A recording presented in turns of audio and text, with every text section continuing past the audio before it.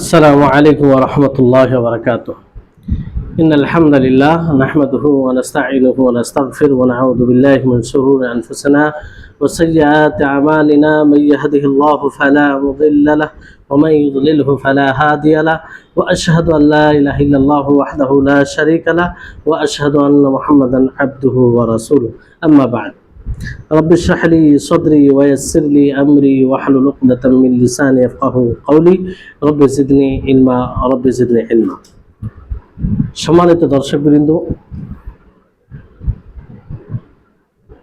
আপনাদের সম্মুখে আজকে থেকে কিংবা এই ভিডিও থেকে শিয়াদের মুখোশ উন্মোচন করার একটি ধারাবাহিক আলোচনা শুরু করছি। উদ্দেশ্য হচ্ছে যাতে আমরা আমাদের দুশমন শত্রুকে চিনতে পারি। যারা আল্লাহ তাবারক ওয়া তাআলার কিতাবের দুশমন শত্রু, যারা রাসূলের শত্রু, যারা আল্লাহ তাআলার শত্রু, তাদেরকে যেন আমরা শত্রু বলে চিহ্নিত করে শত্রুই মনে করি।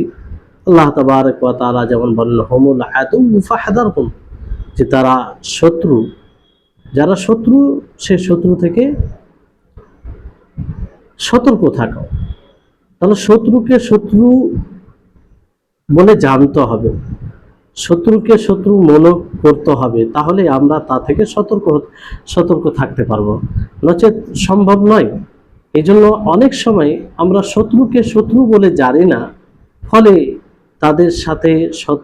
তাদের থেকে সতর্ক না থেকে আমরা তাদের দ্বারা প্রতারিত হই, তাদের দ্বারা আমরা অন্যায় জুলুমের শিকার হই। যদি আমরা একটু সচেতন হয়ে তাদেরকে জানতাম, তাদেরকে বুঝতাম, তাহলে হয়তো এই প্রতারণার শিকার আমরা হতাম না। এই জন্য তাদেরকে জানা আমাদের জন্য জরুরি। আপনি অন্ধভাবে জানবেন না, যে কেউ বললো তাই সেটাই শুনে নেবেন, তা নয়। আপনি অবশ্যই জানুন, দেখুন এবং বুঝুন, আর তাদেরকে জেনে তাদের থেকে সতর্ক থাকুন।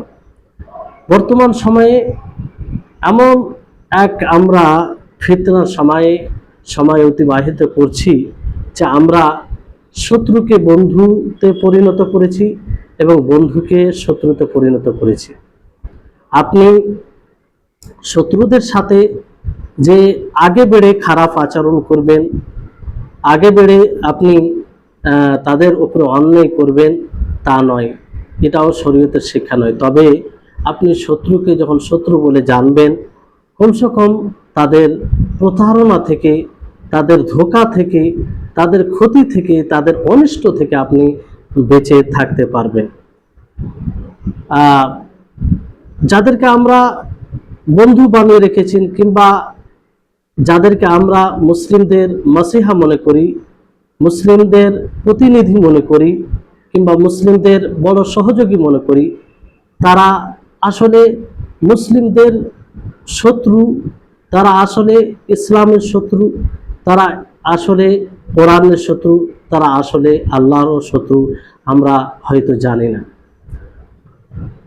আজকে আমরা অজ্ঞতার কারণে যাদেরকে আমরা চিহ্নিত করতে পারিনি, যাদেরকে আমরা খুব কাছের মনে করছি, অথচ তারা আমাদের ধ্বংসের কোনো পথ ছাড়ে না, তারা হচ্ছে শিয়া গোষ্ঠী।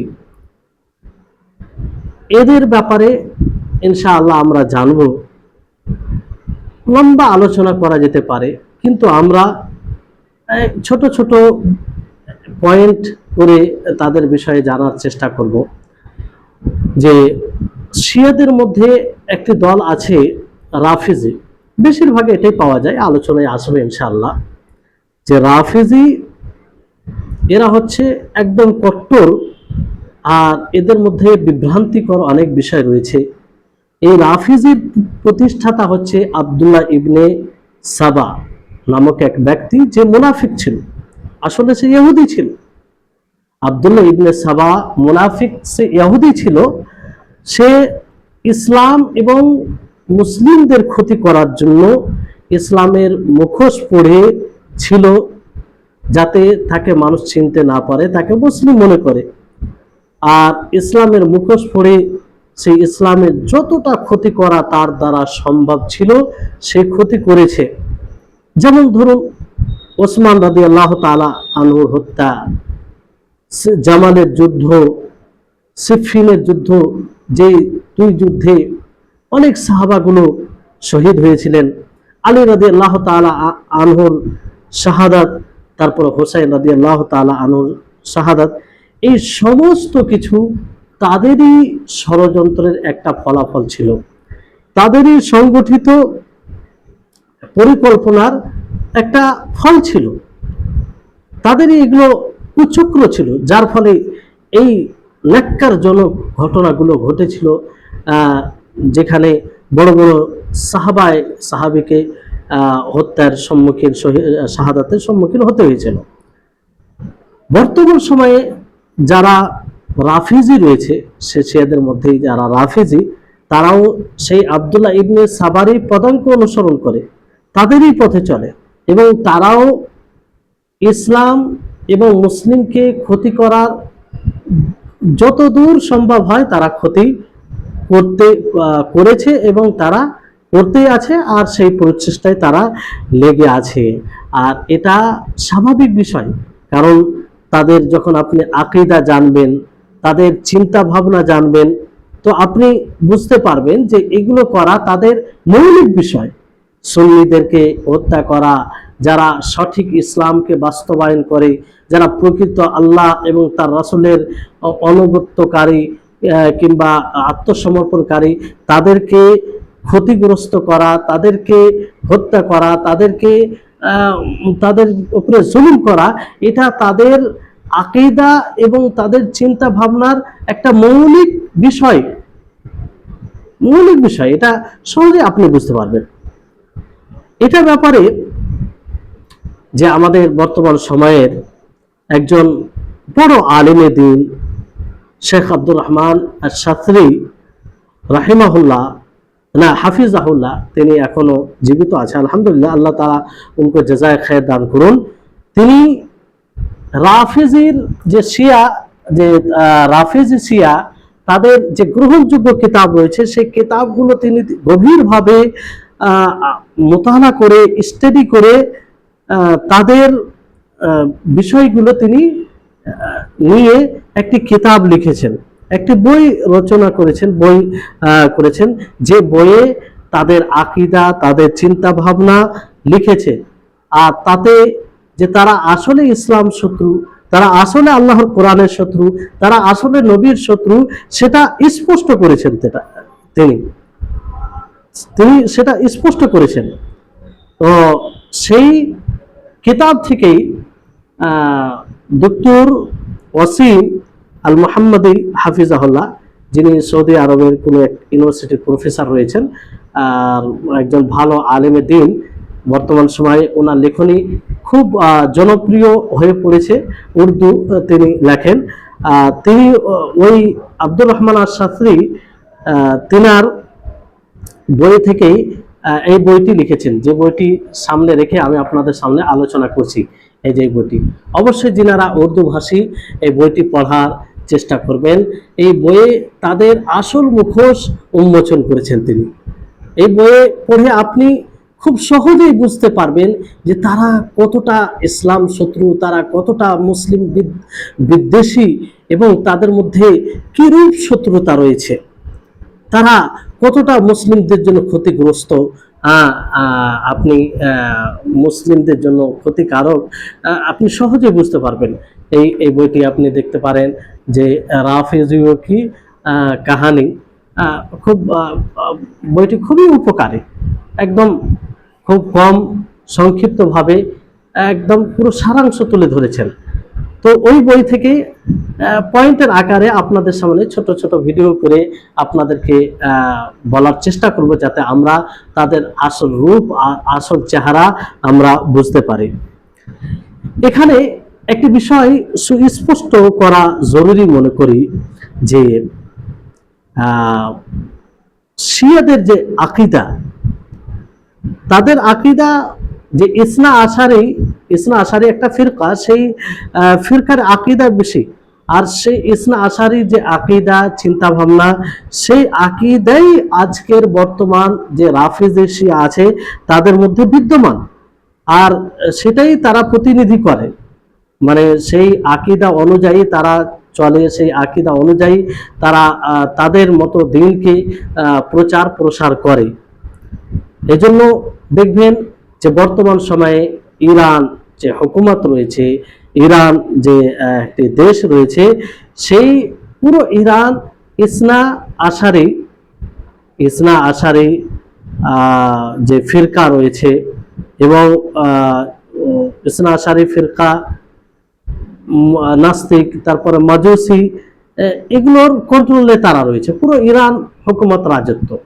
এই জন্য পুরো ইরান, যখন ইরান বলা হয় তখন শিয়াদের রাজত্ব, এখানে রাফেজি শিয়া বেশি। ওখানে অল্প সংখ্যক কিছু তাদের মধ্যে যে কম, যেটা কম মানে বিভ্রান্তিকর বিষয় পাওয়া যায়, তাদের সংখ্যা খুবই অল্প। কিন্তু পুরো যারা শক্তিশালী, যারা শাসক, তারা রাফেজি শিয়া, যাদের চিন্তা ভাবনা এবং আকীদা খুব ভয়ঙ্কর। তো এই জন্য যতগুলো তাদের আপনি পরিকল্পনা দেখবেন, তাদের ষড়যন্ত্র দেখবেন, সেই ইরানি শাসকদের, সেই ইসনা আশারি রাফিজিদের চিন্তা ভাবনার ফলাফল, তার আলোকেই এগুলো সবকিছু হয়। শুধু তাদের মধ্যে একটি দল, যেটা খুব কম তাদের মধ্যে এইসব বিষয় পাওয়া যায়, সেটা হচ্ছে জেইদিয়া। এরা সংখ্যায় অতি নগণ্য, খুবই কম সংখ্যা, এই জন্য তাদের প্রভাবও কম। তারা কিন্তু তাদের থেকে ভিন্ন। তারা তাদের আকীদা এবং তাদের ধারণা, তাদের চিন্তা ভাবনা অনেক ক্ষেত্রেই সুন্নিদের মতো, মানে যারা কোরআন হাদিস অনুযায়ী চলে তাদের মতোই অনেক কিছু, অনেক দিক দিয়ে। এবং তাদের মধ্যে শিরক এবং কুফর আর যে জঘন্যতম আকীদা, এগুলো অনেকটাই আপনি পাবেন না, কিন্তু তাদের সংখ্যা অতি অল্প, অতি নগণ্য। যদি আমরা আলোচনা করি, তাহলে ইনসাফের সাথে, ন্যায়ের সাথে এটাও বলতে হবে যে আমাদেরকে পার্থক্য করতে হবে যে তাদের যে মাশায়েখ রয়েছে, তাদের যে ধর্মগুরু রয়েছে, তাদের মধ্যে যারা শিক্ষিত রয়েছে, তাদের মধ্যে যারা শাসক রয়েছে, তারা এবং যারা অজ্ঞ রয়েছে, যারা দ্বীনের বেসিক তালিম থেকে যারা অজ্ঞ, এদেরকে এবং শিক্ষিত ব্যক্তিদেরকে দুই শ্রেণীর লোকদের মাঝে পার্থক্য করতে হবে। সবাইকে একই ক্যাটাগরিতে রাখলে হবে না, সবাইকে একই লেভেলে রাখলে হবে না। কারণ আপনি অনেককেই দেখবেন যে তাদের মধ্যে অনেকে আছে যারা শিয়া, এমনকি রাফিজি শিয়া, কিন্তু তারা নিজের আকীদাকে জানে না, কিংবা জানে কিন্তু মানে না, বাস্তবায়ন করে না। এই জন্য তাদের মধ্যে অনেকে যখন তাদের বই থেকে মানে তাদের আকীদা তুলে ধরা হয়, তাদের যে খারাপ দিক সেগুলো তুলে ধরা হয়, তখন তারা আশ্চর্য বোধ হয়, যেটা কি করে হয়। তখন তারা এটা অস্বীকার করে, আর এটা তারা মানে কোনো মতে স্বীকার করে না, আর বেমুখী হয়ে যায় তা থেকে। তো যদিও এর মধ্যে অনেকেই তাকিয়ার সাহারা নিয়ে, তাকিয়ার সহযোগিতা নিয়ে এটা উপর বলে যে এটা ঠিক নয়, কিন্তু ভিতর ঠিক তার সমর্থন করে। কিন্তু বাস্তব হলো অনেক লোক আসলে সেটাকে স্বীকার করে না, আসলে সেটাকে মানে না। যদি জানে হয়তো সেটাকে অস্বীকার করবে, এরকম কিছু লোক আছে, এটা মানতে হবে। এই জন্য তাদের সাথে যখন আমরা শরীয়ত প্রয়োগ করব এবং তাদের সাথে আমরা মিলামেশা মানে তাদের সাথে চলাফেরা করব, তখন দুই শ্রেণীর লোকেদের মাঝে পার্থক্য করতে হবে। যে তাদের মধ্যে যারা শিক্ষিত, তাদের মধ্যে যারা শাসক, প্রভাবশালী, যারা মানে মুহাজ্জাব মনে করা হয় তাদের মধ্যে, তাদের সেই সব লোক, আর যারা অজ্ঞ, যারা মানে তাদের মানে আকীদা বিষয়ে কোনো জ্ঞানই রাখে না, তো তাদের এবং এই দুই শ্রেণীর মাঝে আমাদেরকে পার্থক্য করতে হবে।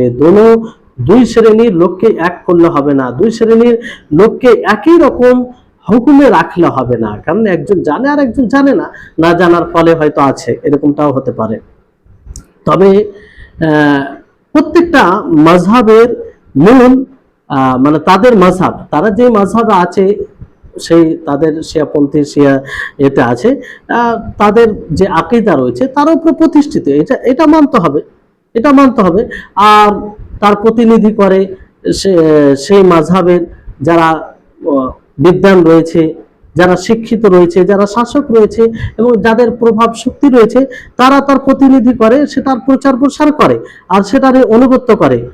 আর তাদের দ্বারাই যে এইরকম কুকর্ম হয় কিংবা মন্দ কর্ম হয়, মানে শরীয়ত বিরোধী কাজ হয়, সেই আকীদার ফলেই হয়, সেই আকীদার ফলেই হয়, সেই আকীদার ফলাফলেই হয়। তো এই বিষয়টি আমাদেরকে বুঝতে হবে। দ্বিতীয় বিষয় হচ্ছে যে প্রত্যেক মাযহাব, প্রত্যেক বিষয়কে আপনি তাদের মূল শিক্ষা থেকেই জানা যায়, তাদের মূল শিক্ষা থেকেই বোঝা যায়, তাদের মূল গ্রন্থ থেকে বোঝা যায়। এবং সেই সেই মাযহাব হোক, যাই হোক না কেন, সেটার যে মূল উৎস রয়েছে, মূল যে মার্জা, যেখান থেকে তারাও কোট করে বলে, সেই গ্রন্থ থেকে তাদেরকে চেনা যায়, তাদেরকে চেনা যায়। আর সেই গ্রন্থগুলো তাদের আসল রূপ প্রকাশ করে, যে তারা আসলে কি, তারা আসলে কি। এবং তাদের মধ্যে যে ওলামা রয়েছে, মানে বিদ্বান রয়েছে, শিক্ষিত রয়েছে, তারা সেটার প্রতিনিধি করে, সেটা প্রতিনিধি করে, সেটার তারা প্রতিছবি। যদিও তারা সেই মাযহাবকে সঠিকভাবে বাস্তবায়ন করুক আর না করুক, কিন্তু সেটা তারা প্রতিনিধি পুরোপুরি ভাবে না মানলেও সেটাকে সেই অনুযায়ী তারা চলার চেষ্টা করে। তো এটা একটা বিষয়, যে কোনো মাযহাবকে জানার জন্য তাদের বই থেকেই জানা যায়, তাদের গ্রহণযোগ্য যেগুলো বই আছে, তাদের অথেন্টিক, মানে যেটাকে মানে তাদের নিকটে একদম গ্রহণযোগ্য, সেটা থেকে তাদেরকে বোঝা যাবে এবং সেই বইগুলোতেই তাদের আসল রূপ ফুটে উঠবে, সেখান থেকে জানা যাবে। তো তাদেরকে জানতে হলে, শিয়াদেরকে জানতে হলে, তাদের যে বই রয়েছে, নির্ভরযোগ্য বই রয়েছে, সেই বইগুলো দেখতে হবে যে তাদের আসল আকীদা কি, তাদের কি চিন্তা ভাবনা, তাদের কি পরিকল্পনা, তারা সাহাবীদের ব্যাপারে কি আকীদা রাখে, তারা কিতাবের ব্যাপারে, কোরআনের ব্যাপারে কি আকীদা রাখে, তারা মুসলিমদের ব্যাপারে কি আকীদা রাখে, তারা সুন্নি মুসলিমদের ব্যাপারে কি আকীদা রাখে। এগুলো তাদের বই থেকে আমরা সহজে বুঝতে পারবো। তো এই বইয়ের সেটাই, এই যে আলোচনা ধারাবাহিকতা থাকবে ইনশাআল্লাহ, তাদের বই থেকে তাদের মুখোশ উন্মোচন করা হবে। আব্দুর রহমান আশ-শাস্ত্রী হাফিজাহুল্লাহ তিনি এটাই করেছেন। তো সেটা থেকেই করা হবে। অনুরূপভাবে এখানে আরেকটি বিষয় আমাদেরকে জানতে হবে যে শিয়াদের মধ্যে দুই ধরনের লোক আছে, একটা হচ্ছে মুতাকাদ্দিমিন আর একটা হচ্ছে মুতাআখিরিন। মানে মুতাকাদ্দিমিন মানে পূর্ববর্তী শিয়া রাফিজি আর পরবর্তী শিয়া রাফিজি, এই দুই শ্রেণীর শিয়াদের মাঝে পার্থক্য করতে হবে। কারণ পূর্ববর্তী শিয়া মুতাকাদ্দিমিন যে শিয়াগুলো ছিল, তাদের মধ্যে বাড়াবাড়িটা কম ছিল, তাদের মধ্যে তাকফির বিষয়টা কম ছিল, এক অপরকে কাফের তারা কম বলতো, তাদের মধ্যে শিরক এবং কুফরের জায়গা ছিল না, ওইরকম অতদূর তারা পৌঁছায়নি। তারা কোন বিষয়ে পথভ্রষ্ট ছিল? তারা মানে ফজিলত দাওয়াতে পথভ্রষ্ট ছিল। যেমন আলী রাদিয়াল্লাহু তাআলা আনহুকে ওসমান রাদিয়াল্লাহু তাআলা আনহুর উপরে তারা ফজিলত দিত, এগুলো ছিল। কিন্তু তাকফিরের বিষয় তাদের মধ্যে ছিল। মুতাকাদ্দিমিন মানে পূর্ববর্তী আগের যে শিয়াগুলো রয়েছে, তাদের মধ্যে এতটুকু ছিল যে আলী রাদিয়াল্লাহু তাআলা আনহুকে বেশি ফজিলত দিত তারা, ওসমান রাদিয়াল্লাহু তাআলা আনহুর উপরে, আবু বকর, সকলের উপরে ফজিলত বেশি দিত। এটা পথভ্রষ্টতা ছিল তাদের মধ্যে। কিন্তু তাকফির মানে কাফের বলে দেওয়া কিংবা কুফরি কাজ, শিরকি কাজ, এগুলো ছিল না। কিন্তু পরবর্তী শিয়াদের মধ্যে তাদের মধ্যে কি ছিল? পরবর্তী শিয়াগুলো একদম ভিন্ন। তাদের মধ্যে গুরু বাড়াবাড়ি, অতিরঞ্জন, তাকফির বিষয়, এক অপরকে কাফের বলা, সাহাবীদেরকে কাফের বলা এবং শিরকি আমল, কুফরি আমল, এগুলো অসংখ্য পরবর্তী শিয়াদের মধ্যে। আর এই একই অবস্থা এখন বর্তমান যে শিয়াগুলো আছে, শিয়া রাফেজি রয়েছে, তারা এইরকমই। আর এটাই আমাদের এই ধারাবাহিক আলোচনার আলোচ্য বিষয়, এটাই আমাদের ধারাবাহিক আলোচ্য বিষয়।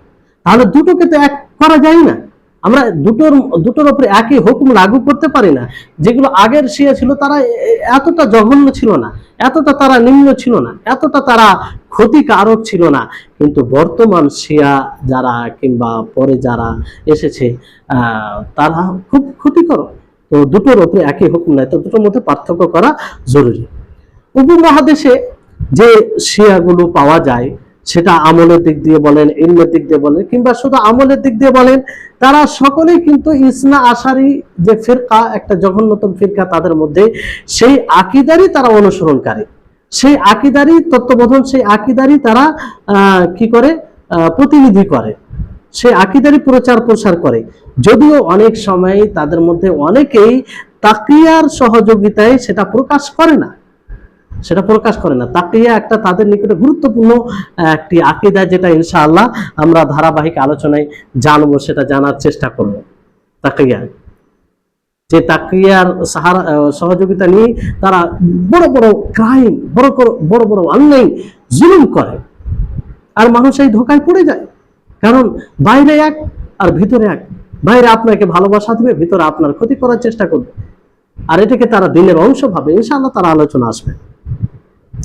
তো উপমহাদেশে যেসব রাফেজি শিয়া পাওয়া যায়, এগুলো এই ধরনের। এমনকি আপনি দেখবেন যে যারা এক প্রকার সাহাফি, যারা লিখের কাজ করে, তারা স্বাভাবিকভাবে বেদিন হয় কিংবা নাস্তিক হয়, আর ধর্মদ্রোহী হয়, ধর্ম নিরপেক্ষ হয়, আর তারা কি হয়, উদারতা রাখে, তাদের হিসাব উদার তারা।